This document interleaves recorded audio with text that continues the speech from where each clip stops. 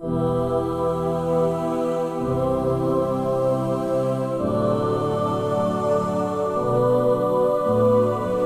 dalam perbahasan haid. Yang pertamanya definisi haid. Yang mana definisi haid disebut damu jibillatin yakhruju min aqsa rahimil mar'ati ala sabilis sihah. Terjemahan ada, maksudnya darah jibillah. Kita terjemah dengan darah kebiasaan. Biasa jibillah ni maksudnya darah tabiat, darah perangai. Memang benda yang biasa keluar daripada perempuan. Darah jibillah, darah yang biasa keluar daripada perempuan, yang mana dia keluar ni daripada bahagian paling hujung di rahim perempuan, bahagian pangkal rahim, dengan jalan sihat. Okey, kita ada huraian ta'rif, boleh kita tengok dalam huraian ta'rif. Huraian ta'rifnya, damu jibillah terjemahannya iaitu darah kebiasaan. Dalilnya Nabi sallallahu alaihi wasallam bersabda dalam hadis yang diriwayat oleh Imam Bukhari dan Muslim, "Hadza syai'un katabahu Allah 'ala banati Adam." Ini merupakan suatu perkara yang telah ditetapkan oleh Allah Taala ke atas anak perempuan Adam. Jadi orang lelaki jangan duk jealous dah. Bapa dia duk keluar darah haid. Sebab ni adalah ketetapan yang Allah Taala tetapkan. Jadi orang puang dia ada, orang lelaki tak ada. Hadza syai'un katabahu Allah 'ala banati Adam. Manakala orang puang pula, jadi ketika keluar darah haid, dia jangan ada usinya.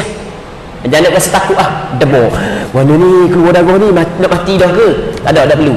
Sebab benda tu adalah benda hak yang ditetapkan oleh Allah Subhanahu wa taala kepada anak perempuan Adam. Okey.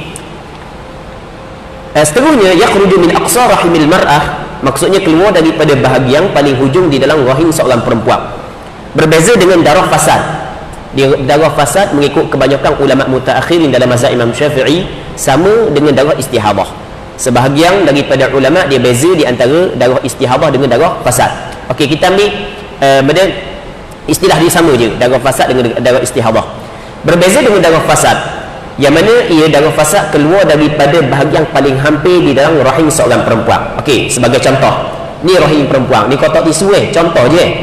Okey, ni contoh dia kalau bahagian darah haid dia keluar daripada bahagian pangkal. Adapun darah istihadah dia keluar daripada bahagian bawah. Okey, boleh faham? Boleh faham? Okey, tu ta'rif ataupun perbezaan di antara darah haid dengan darah istihadah. Ada sabilis sihah. Dia keluar dengan jalan sihat. Maksudnya bukanlah disebabkan sakit ataupun ada penyakit.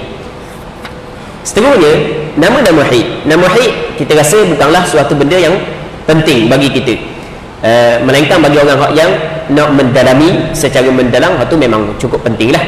Haid mempunyai 12 nama, yang mana sebahagian ulama mengumpulnya dalam ungkapan kata mereka, lil haidi 'asyratu asma'in wa khamsatuha haidun mahidun mahadun tamsun ikbaru tamsun irakun firakun ma'adha dhahikun darsun dirasun nifasun qur'un i'saru. Maksudnya haid mempunyai 15 nama. Yang pertamanya haid, yang keduanya mahid, yang ketiganya mahad, yang keempatnya tamsun, yang kelimanya ikbar, yang keenamnya tamsun, yang ketujuhnya irak, yang ke-8nya firak, yang ke-9nya adha, yang ke-10nya dhahik, yang ke-11nya dars, yang ke-12 diras, yang ke-13 nifas, yang ke-14 qur'un, yang ke-5nya i'sar. Sebenarnya setiap satunya dipanggil ada syawahid daripada lughah dan daripada hadis dan Quran. Cuma kita tidak perlu panjang lebar kalau kita bahas pula daripada sudut syawahid di sisi lughah, jadi panjang pula ambil masa kan.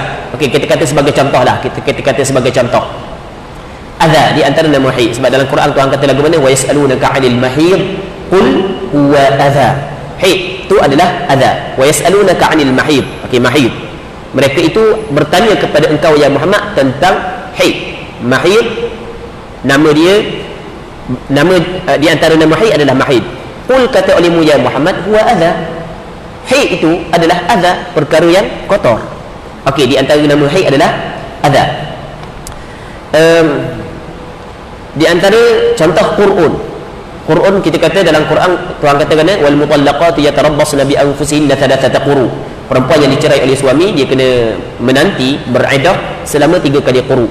Mazhab Imam Syafi'i berpandangan quru ni dengan makna haid. Sebenarnya dalam penggunaan bahasa Arab, quru adalah minal adad. Maksud minal adad satu kalimah yang makna dia dua bertentangan makna dia.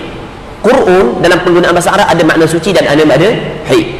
Sebab tu berlaku khilaf ulama iddah perempuan yang dicerai oleh suami, adakah haid ataupun suci? Bukan mazhab Imam Syafi'i suci, mazhab Hanafi adalah haid. Okey, silap saat ni ya. Mazhab Syafi'i 3 kali suci, betul tak? Ketukar mazhab Hanafi 3 kali haid, betul lah.